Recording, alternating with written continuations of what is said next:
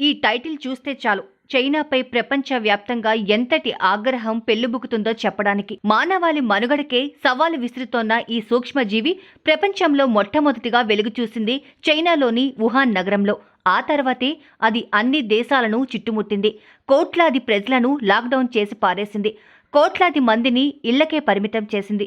వారికి తిండి తిప్పలు లేకుండా విగత జీవులను చేసింది. ఇప్పటికే 1,500,000 మంది మృత్యువాత పడ్డారు. 25,00,000 మందికి పైగా పాజిటివ్ కేసులతో ఆసుపత్రులలో చికిత్స పొందుతున్నారు. కొన్ని లక్షల కోట్ల రూపాయల నష్టం.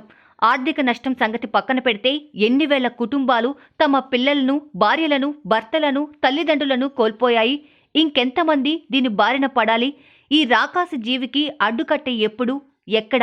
ఈ అంతుచిక్కని ప్రశ్నలు ప్రపంచాన్ని వేధిస్తున్నాయి, కన్నీటి పర్యంతం చేస్తున్నాయి.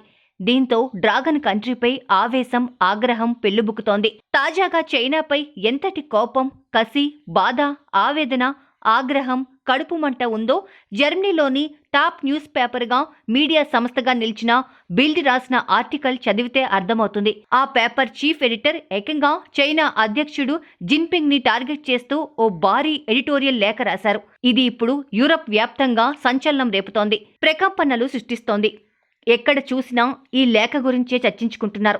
సూటిగా, స్పష్టంగా, సుత్తి లేకుండా రాశారు ఆ పేపర్ చీఫ్ ఎడిటర్. ఇంతకీ ఆ ఎడిటోరియల్ సారాంశమేంటో మీరు ఓ లుక్కేయండి. ఇటీవల మా పేపర్లో వెలువడిన ఓ ఆర్టికల్పై మా దేశంలోని మీ ఎంబసీ అధికారులు మమ్మల్ని కొన్ని ప్రశ్నలు సంధించారు. దీనికి నేను సమాధానం ఇస్తున్నా. ప్రపంచం ప్రస్తుతం అనుభవిస్తోన్న నరకానికి, పడుతున్న ఆర్థిక కష్టానికి మీరు నష్టం భరించగలరా అని ప్రశ్నిస్తున్నా అని ప్రశ్న సంధించారు ఆ ఎడిటర్. అంతేకాదు, మీ ప్రభుత్వానికి, మీ సైంటిస్టులకి ఈ మహమ్మారి ఎంతటి భయంకరమైనదో ముందే తెలిసి ఉండాలి. కానీ ప్రపంచాన్ని చీకట్లో ఉంచారు. ప్రపంచంలోని అన్ని దేశాల ప్రతినిధులు వుహాన్లో ఏం జరుగుతుందని ప్రశ్నించినప్పుడైనా అక్కడి విషయాలను బయటపెట్టి ఉండాల్సింది.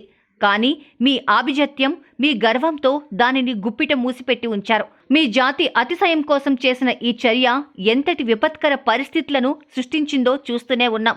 ప్రపంచ ఆరోగ్యం కంటే మీకు మీ దేశ పరువు, ప్రతిష్టకే ప్రాధాన్యత ఇచ్చారని ఆ ఆర్టికల్లో కడిగి పారేశారు చైనాని. అక్కడితో ఆగలేదు. నిఘాతో, మిలిటరీ ఆధిపత్యంతో శాసించే వ్యవస్థ మీది. అది లేకుండా మీరు ఆ దేశ అధ్యక్షుడు కూడా అయ్యేవారు కాదని చైనా అధ్యక్షుడు జిన్పింగ్ ని ఏకిపడేశారు ఆ పేపర్ ఎడిటర్ ఇన్ చీఫ్. మీపై వచ్చే ప్రతి వార్తని, మీకు వ్యతిరేకంగా మాట్లాడే పేపర్లు ప్రజలను ఎక్కడికక్కడ కట్టడి చేస్తారు. కానీ వుహాన్లోని జంతు మార్కెట్ని మాత్రం ఆపే శక్తి లేదు. అక్కడ గబ్బిలాల సూప్ని తయారు చేయడం ఆపరు, మానరు.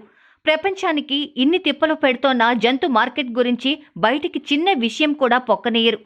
నువ్వు నీ ప్రజలను నియంత్రించడం లేదు, వారిని ప్రమాద పంచుల్లోకి నెడుతున్నావు, చివరికి ప్రపంచాన్ని కూడా అని దుమ్ము దులిపి పారేశారు గిల్డ్ పత్రిక ఎడిటర్. ఏ దేశంలో అయితే స్వేచ్ఛ ఉండదో అక్కడ సృజనాత్మకత లోపిస్తుంది. ఎక్కడైతే సృజనాత్మకత లోపిస్తుందో అక్కడ కొత్త కొత్త ఆవిష్కరణలు జరగవు. అందుకే మీ దేశంలో అన్ని సెకండ్ హ్యాండ్ వస్తువులే కనిపిస్తాయి.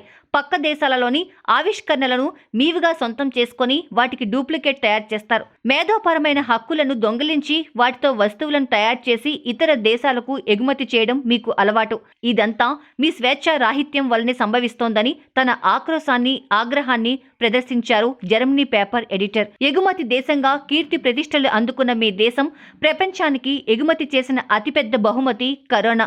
ఇంతకంటే మీరు మరేది బాగా ఎగుమతి చేయలేరని మాకు బాగా తెలుసని ఎద్దేవా చేశారు. అంతేకాదు, ఆ ఎడిటోరియల్లో చైనా ప్రెసిడెంట్ జిన్పింగ్ ని కూడా టార్గెట్ చేశారు. మీ ల్యాబొరేటరీలో ఈ మహమ్మారి వైరస్ పై పరిశోధనలు జరుగుతున్నాయని ప్రపంచానికి తెలుసు. అక్కడ గబ్బిలాలపై జరిపే పరిశోధనల నుండి ఈ వైరస్ బయటకు లీక్ అయిందనే భావన ఉంది. మీరు గబ్బిలాల నుండి బయటకు వచ్చే వైరస్లు మీ ల్యాబ్ల నుండి ఈజీగా బయటకు వచ్చి విహరిస్తాయి. వాటిపై మీకు నియంత్రణ ఉండదు.